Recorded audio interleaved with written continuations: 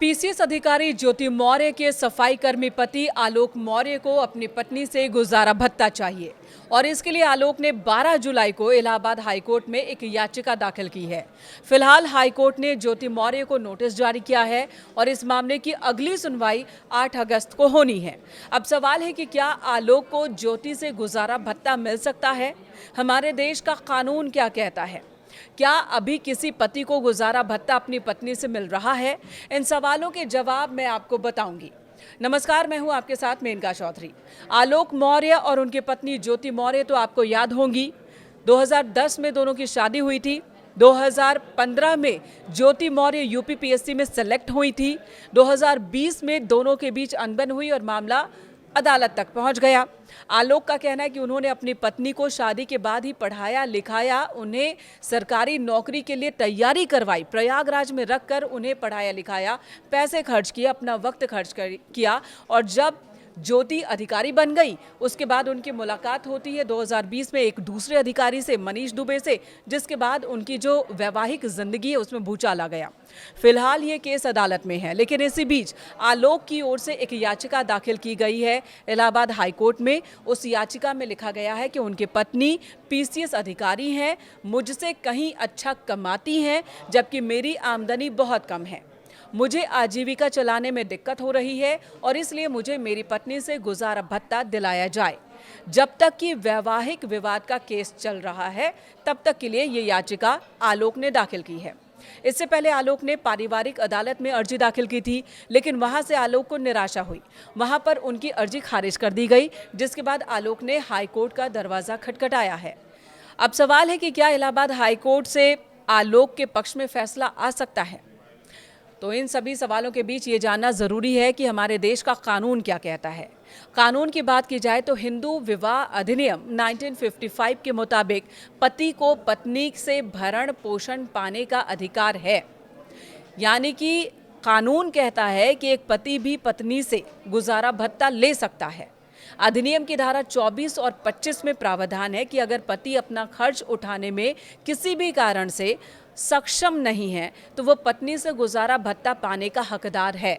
मानसिक रूप से या शारीरिक रूप से या किसी और गंभीर कारण से अगर पति आजीविका नहीं कमा सकता, ऐसी स्थिति में वो अपनी कमाई करने वाली पत्नी से गुजारा भत्ता, यहाँ तक कि गुजारा भत्ता का केस लड़ने के दौरान होने वाले खर्च का पैसा भी ले सकता है।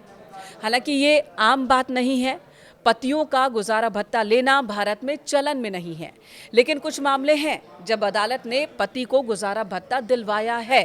साल 2021 का एक ऐसा ही मामला है जो कि नज़ीर है। सुप्रीम कोर्ट ने रजनीश बनाम नेहा के केस में नज़ीर पेश करने वाला फैसला दिया। पति रजनीश ने अपने और बच्चों के खर्च के लिए पत्नी से मेंटेनेंस की मांग की। फैमिली कोर्ट, फिर हाई कोर्ट और ये मामला सुप्रीम कोर्ट तक पहुंचा। पहले 2 अदालतों से रजनीश को निराशा मिली थी, लेकिन सुप्रीम कोर्ट ने 4 नवंबर 2020 को पति रजनीश के पक्ष में फैसला सुनाया और इसे लेकर एक विस्तृत गाइडलाइन भी तैयार की। वो गाइडलाइंस जारी की गई 2021 में और यही वजह है कि 2021 का मामला इसे माना जाता है। और इसके बाद साल 2024 में मध्य प्रदेश के इंदौर में फैमिली कोर्ट ने ऐसे ही एक मामले में पत्नी को आदेश दिया कि वो अपने बेरोजगार पति को गुजारा भत्ता दे और 5,000 रुपये महीने का गुजारा भत्ता उसके पति को दिया जाने लगा पत्नी की ओर से। इस मामले में क्या था कि दोनों पढ़ाई कर रहे थे और उसी दौरान दोनों का प्यार हो जाता है, दोनों शादी के बंधन में बंध जाते हैं, लेकिन शादी के बाद जिंदगी बहुत खराब मोड़ ले लेती है।